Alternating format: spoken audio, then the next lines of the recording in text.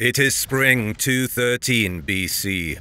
While Hannibal was again on the offensive in the heel of Italy, two Syracusan veterans of his army, Hippocrates and Epicides, took command of the armed forces in Sicily. The genius of Archimedes has been utilized to overlook the city's defenses he was commissioned to build years ago by its deceased King Hero II.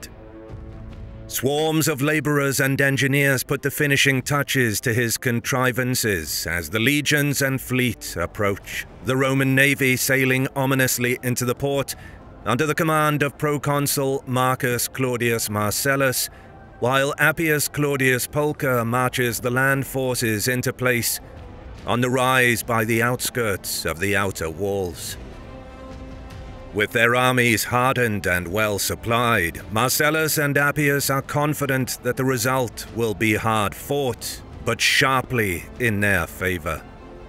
All that awaits is the call of the trumpets, the invocation of the gods, and the ancient city of Syracuse, so venerable it was founded just 2 decades after Rome, will ring with the sound of war.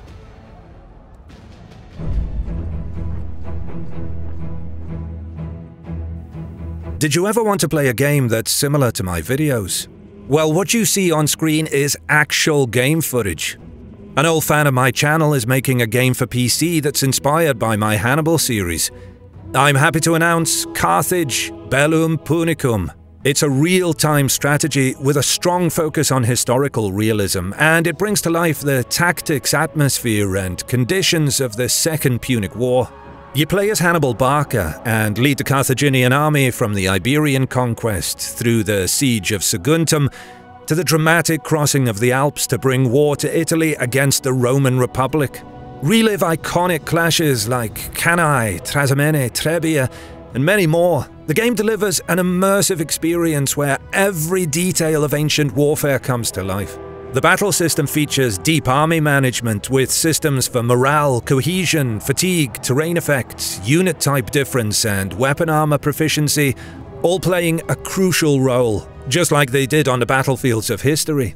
For instance, orders during battle must be relayed by messengers, which takes time, or transmitted through historical signals like horns, rules that apply equally to the AI. And speaking of AI, it's incredibly well made. AI armies will realistically change tactics depending on the situation on the battlefield. The tactics will also depend on which faction they belong to, because different ancient powers had different styles of warfare, so the AI will use distinct formations and strategies. And the maps, they're beautiful. All terrain is crafted using detailed historical research and satellite data, including realistic reconstructions of rivers and coastlines as they were during the Second Punic War. So if you like watching squares beating each other up in my videos, this is the game for you. Click the link below to visit the game's Steam page and wishlist to get notified when it gets released. The creator of Carthage Bellum Punicum is a great guy, and he's putting his heart and soul into making the PC version of the game. But just like my channel depends on your support, his small indie studio also needs your help. So let's gather as a community. Click the link below to wishlist the game now.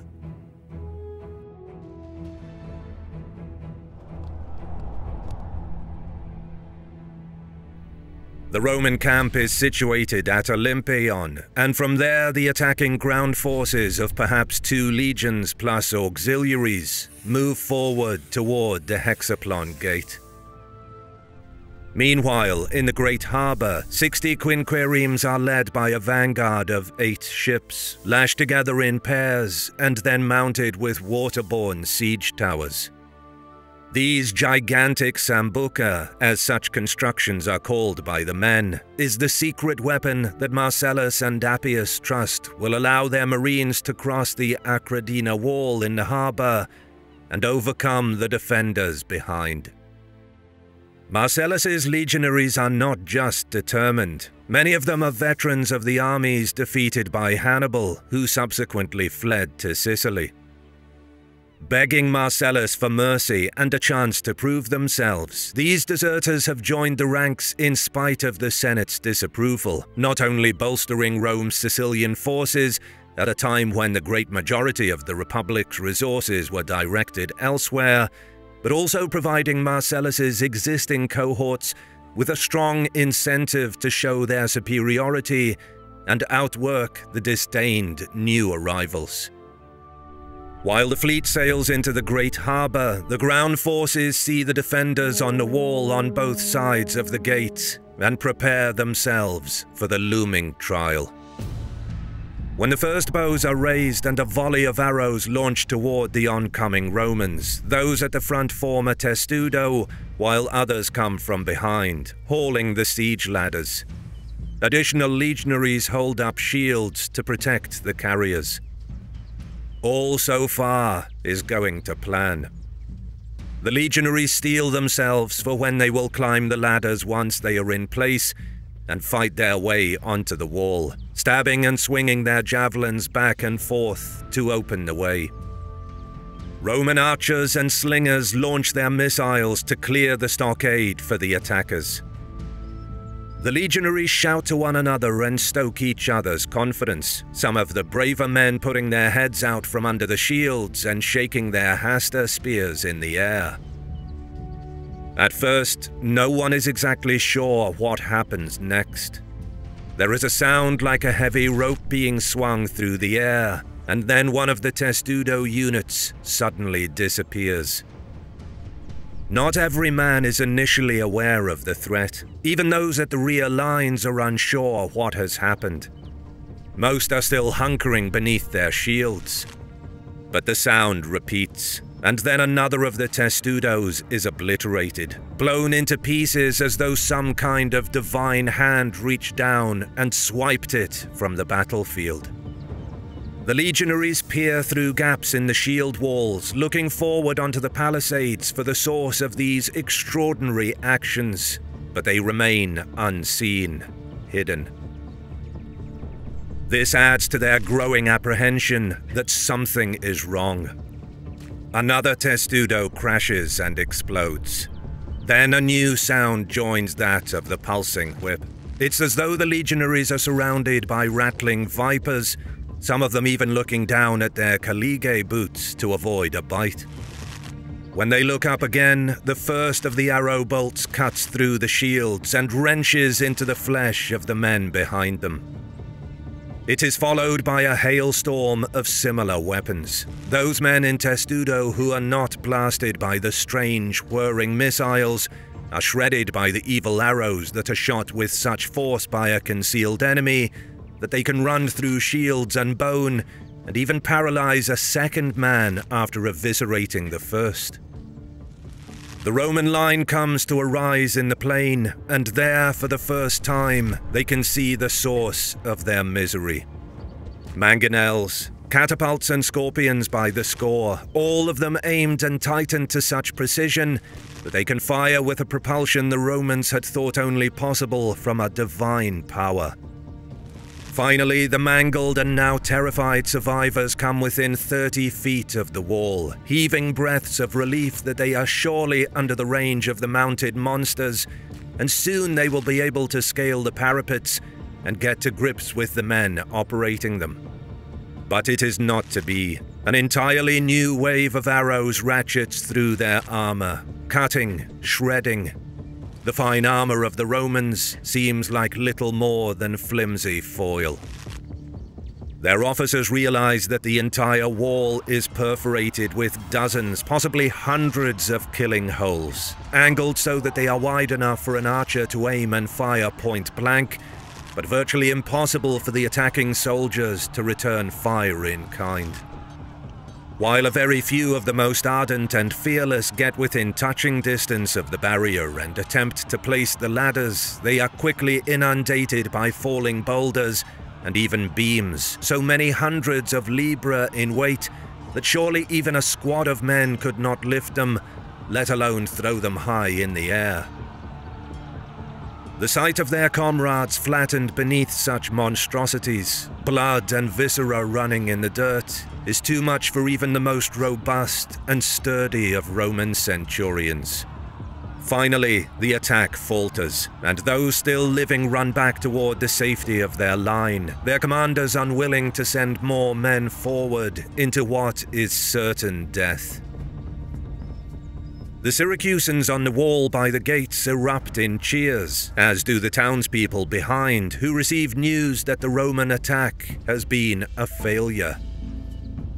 Meanwhile, in the great harbour, the fleet and the amphibious units are unaware that any of this is taking place. They ply the water serenely, proud and deadly, awaiting the moment they can land and unload their lethal force of marines onto the monumental but delicate-looking Greek port. Still, the churning waves of the Ionian Sea lap around their prows, their rams waiting for any Syracusan or Carthaginian ship foolish enough to storm out and engage them. But even out there, hundreds of yards from shore, arrows and missiles begin to fall onto the decks, many of them hitting targets among the unsuspecting sailors and waiting ground forces. The shower becomes a cascade the nearer the ships get to the harbour. Any man with a shield puts it above his head and tries to stay out of harm's way. They watch as arrows and bolts embed themselves in the timbers of the deck. Shouts of pain come from all around as the machines find their mark. Still, the quinqueremes move forward. Those strangely long arrows still not enough to stop such powerful craft. Yet as they pass the 200-yard mark from the seawall, the missiles begin to fire straight forward rather than coming from an arcing path high in the air. And they are fired with a power that even weathered sailors have not seen in their many years of breaching coastal strongholds. Worse still, huge boulders and beams, similar to those lobbed at the legionaries underneath the wall at the Hexaplon Gate, lurch from the sky, and the Romans can only watch helplessly to see whether they are going to make a hideous and mortal landing on their own vessel. To their commanders' disbelief and consternation, ships begin to halt, scuppered by gaping holes riven through their decks and hulls. Water rushes in, immobilizing some of the ships, while dragging others to the bottom. The fusillade is an unprecedented defense, yet the officers and captains aboard the ships grit their teeth and order the signal to advance sounded once more. The majority of the 6 ships reach the harbour, and preparations begin for the landing. The Sambuca are in front, and the men at their head are already priming their own scorpions and missile piles to clear the walls. Just as those on the land side had anticipated finally getting to grips with the enemy, so too do the naval archers and marines holding javelin and bow. What happens next is like something from their nightmares. Without any forewarning, huge arms of timber and metal swing out over the wall, bringing with them fantastic-looking objects tied to their ends. The first of these arms comes to a sharp halt over the deck of a quinquereme, and the men below look up at it with frantic alarm. From a height several meters over their heads, a gigantic block falls from its grasp, a long chain to which it is attached falling after it. The massive stone slab pulverizes everything it touches, gravity forcing it ever downward with terrifying speed. Men and timbers are rent apart, and the ship quickly disappears beneath the surface. This ignites a panic as the sailors try to abandon ship, throwing themselves overboard, where the majority sink due to their armor. Others are knocked and killed by collisions with snapping timbers and nearby ships. For the rowers in the lower decks, there is little hope at all. What comes next is worse. The arm from which the block had been dropped suddenly swings around, pulling both the wreckage of the ship and the men still clinging to its splinters up and out of the water. Again, just as happened on the land side, to those watching it is as if the ship has been lifted up and thrown by the hand of a god. This action repeats all along the harbour wall. Archimedes' devices making use of pulleys and counterweights to create forces that a normal man would think impossible, even close to witchcraft or some other supernatural force. At the same moment that the Romans believed that the situation cannot get any worse, an enormous claw juts over the harbor. As it moves into position, its shadow looms over the fleet below. Then, it suddenly wrenches a ship completely out of the water. The men either jump or are thrown overboard. Finally, the gigantic contraption tosses the vessel aside, smashing it against the waves. By now, the Roman Sambuca have been made completely inoperable, and the retreat is sounded. It has been a dark day for the Roman army. Marcellus is faced with a labor that he had been hoping to avoid at the outset of the Syracuse campaign. The city itself has myriad defensive lines stretching out from the initial island heartland on Ortygia, with its citadel holding the causeway that links it with the outlying areas of Acradina, Neapolis, Tyche, and Epipolae. The higher area of Epipolae is protected by the Wall of Dionysius, through which the Romans have already failed to make an incursion. Even the furthest points of the city and this perimeter are guarded by the stout battlements of the fortress of Euryalus. As the summer rolls on, rumors and stories abound by the Roman campfires at night of ships catching flame upon the waves, seemingly spontaneously. Their dry, cracked timbers lit by the sorcery of Archimedes and a contrivance he has constructed using large numbers of mirrors mounted on the walls. Upon consideration of the situation in the city and the island as a whole, Marcellus decides to split his forces and cover both of his objectives at the same time. He leaves Appius with 2/3 of the army and the naval forces to blockade the city, while he moves off with a column to engage the Sicilian cities like Helorus, Megara, and Herbesus that have declared themselves for Hannibal and the Carthaginians. Meanwhile, news of the Roman travails in the face of Syracuse's walls and Archimedes' engines has reached the Carthaginian high command, and in a break with their usual timidity, a new army is dispatched under Himilco to exacerbate the ordeal. Word reaches Marcellus that Himilco has set sail with a force of near 30,000 men, consisting of perhaps 25,000 infantry, 3,000 cavalry, and a dozen elephants. When Himilco lands at Heraclea Minoa and moves toward Agrigentum, his journey to Sicily facilitated by the ever-growing naval forces of the Carthaginian admiral Bomilcar. Word reaches the Syracusans through Appius's loose blockade, and Hippocrates moves out of the city with perhaps 10,000 men to join him, relieving some of the pressure on the city's shrinking supplies.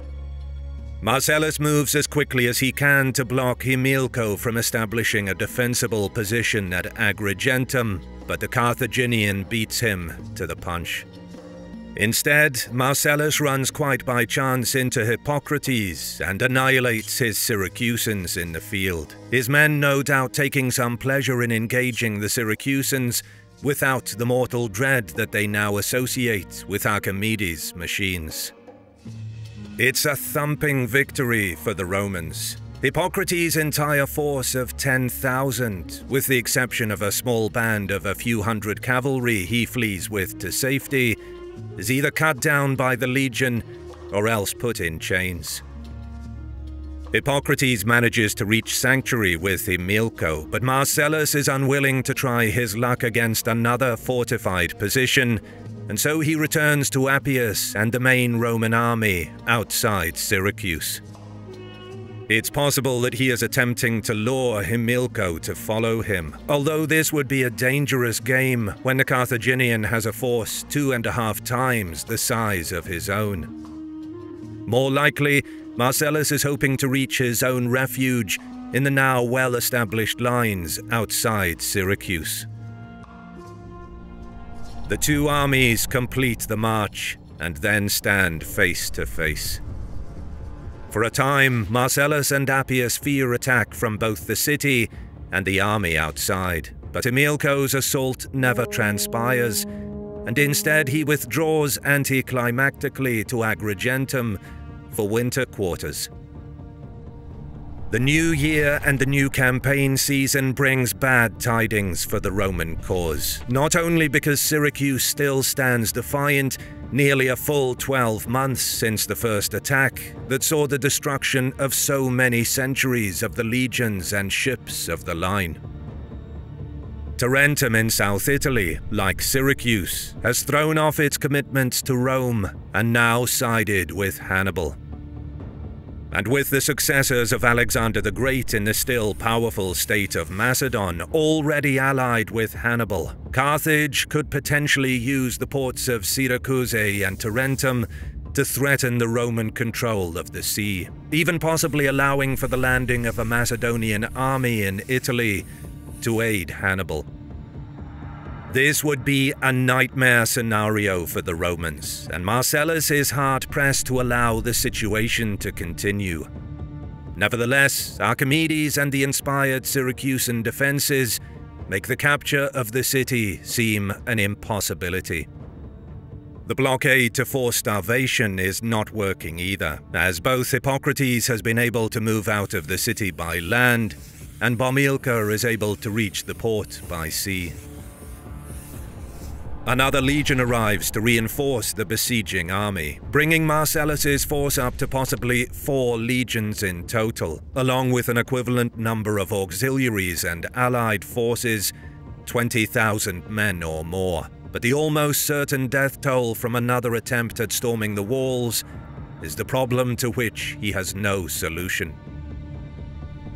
Bread is rationed within the walls, but Syracuse seems to still be far from real hunger. Marcellus must act.